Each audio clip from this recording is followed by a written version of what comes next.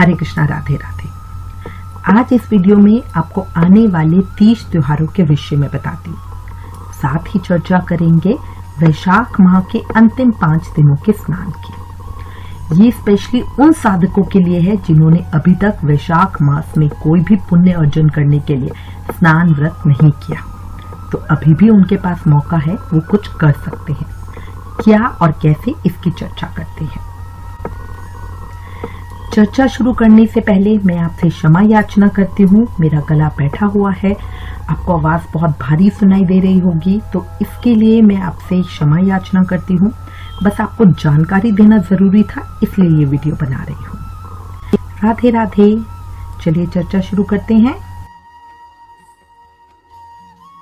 सबसे पहले चर्चा मधुसूदन माधव या वैशाख मास के शुक्ल पक्ष की एकादशी का, जिसका नाम मोहिनी है, उसकी करते हैं। मोहिनी एकादशी बहुत शुद्ध तथा पवित्र है। महर्षि वशिष्ठ ने श्री रामचंद्र जी को इस व्रत की कथा बताई थी। इस व्रत को रखने से व्रतधारी के सभी पापों का अंत होता है और उसकी सभी मनोकामनाएं पूरी होती हैं।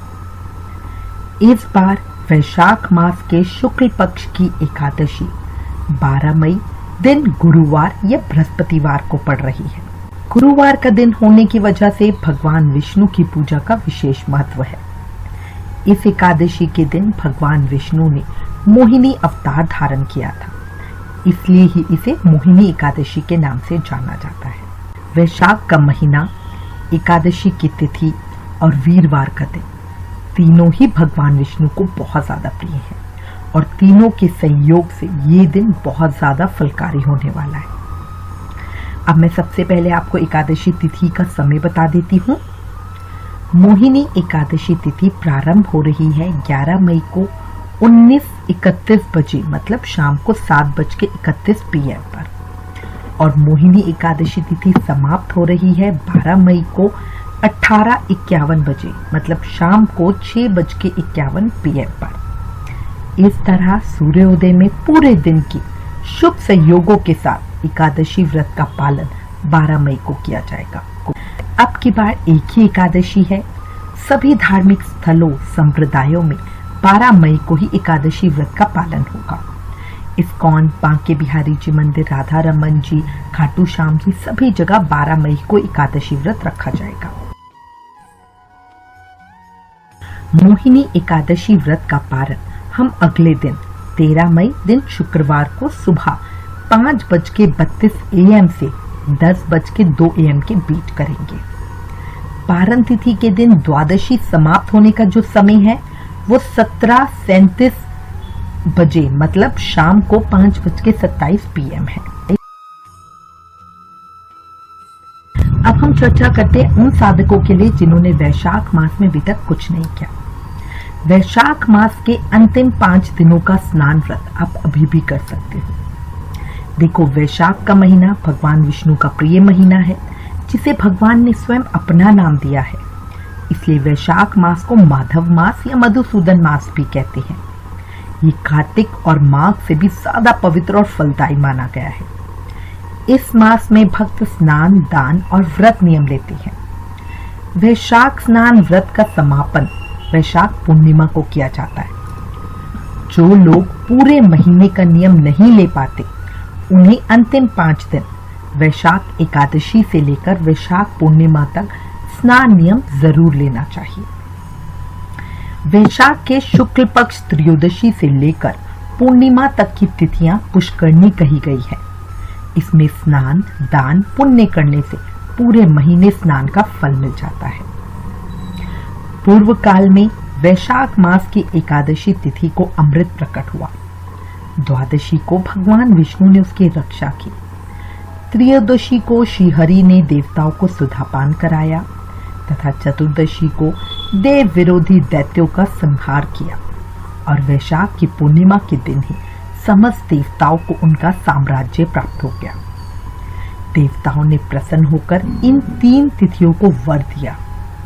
वैशाख मास की ये 3 शुभ तिथियां मनुष्य के समस्त पापों का नाश करने वाली तथा सब प्रकार के सुख प्रदान करने वाली हो। आप वैशाख के अंतिम 5 दिनों का महत्व समझो। देखो, वैशाख एकादशी अपने आप में ही बहुत फलकारी और गुणकारी है। वैशाख शुक्ल द्वादशी बहुत चमत्कारी मानी गई है।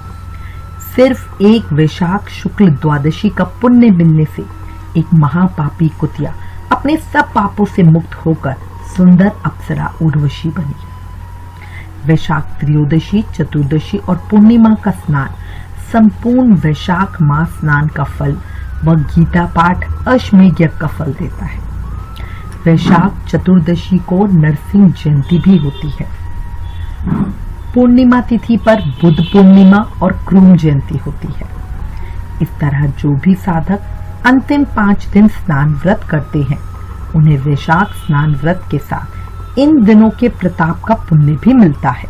तो एक व्रत से हमारे 2 कार्य सिद्ध हो जाते हैं। इसलिए सभी साधक अंतिम 5 दिन का स्नान व्रत नियम जरूर लें, या फिर लास्ट के जो 3 दिन है उसमें नदी स्नान का नियम लें।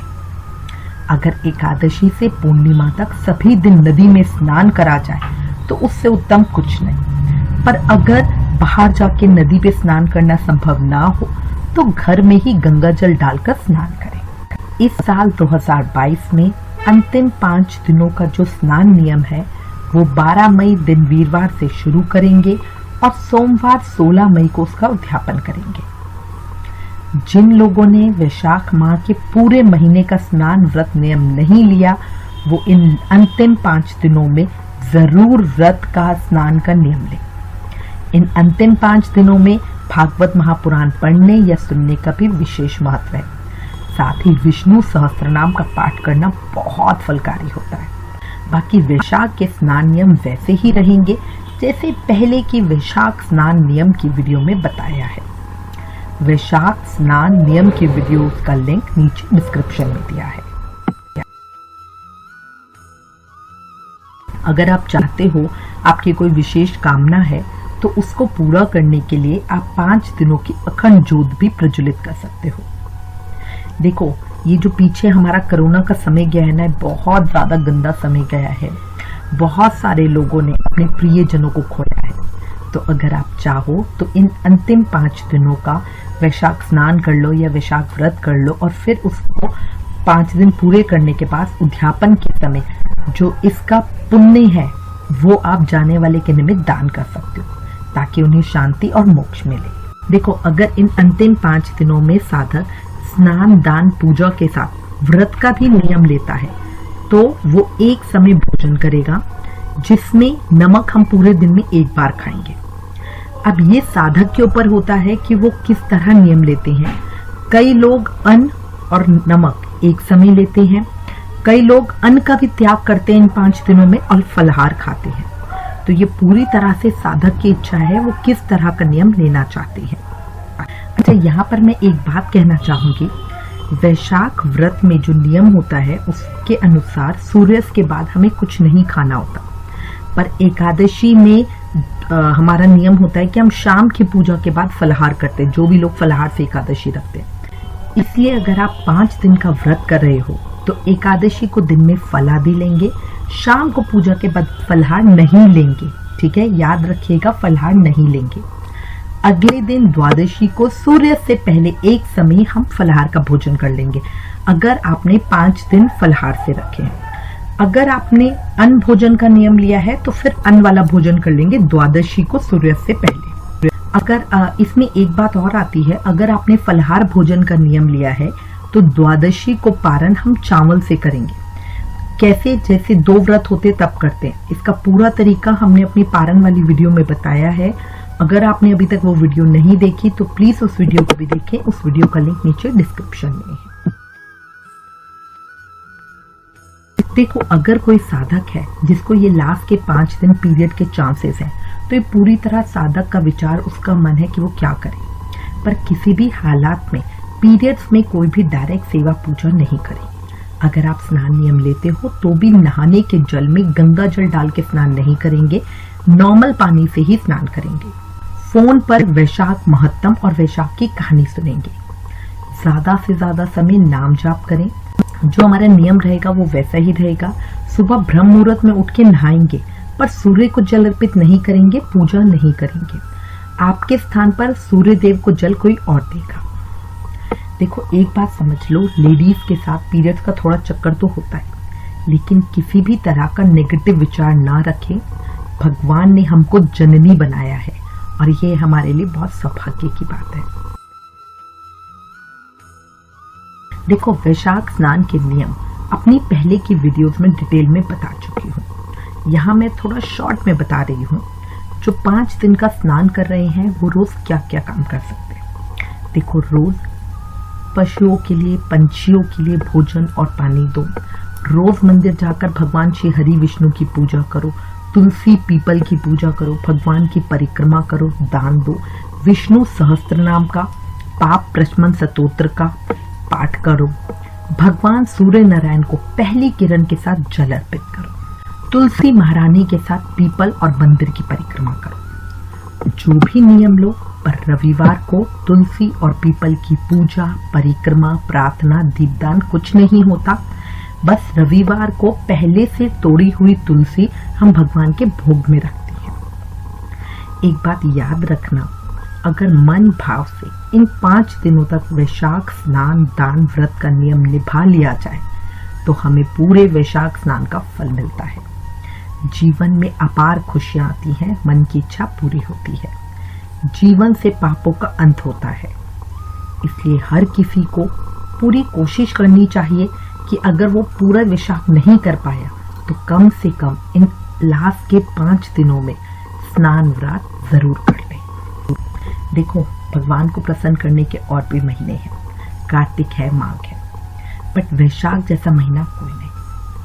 कार्तिक के महीने में होता क्या है, बहुत सारे तीज त्योहार होते हैं, इसलिए बहुत लोगों को कार्तिक स्नान बहुत मुश्किल लगता है। माघ के महीने में तो ठंड बहुत ज्यादा होती है, पर इस वैशाख महीने में ऐसी कोई परेशानी नहीं है। बहुत आराम से हर कोई सुबह जल्दी उठकर स्नान पूजा कर सकता है। मुझे ऐसा पर्सनली लगता है कि वैशाख का ये जो पवित्र महीना है, ये ठाकुर जी ने गृहस्थों के लिए ही दिया है। वैशाख स्नान का उद्यापन कैसे करना है ये अपनी अगली वीडियो में बताऊंगी। एक प्रश्न, मैं अंतिम 5 दिन स्नान तो कर सकती हूँ पर व्रत नहीं कर सकती।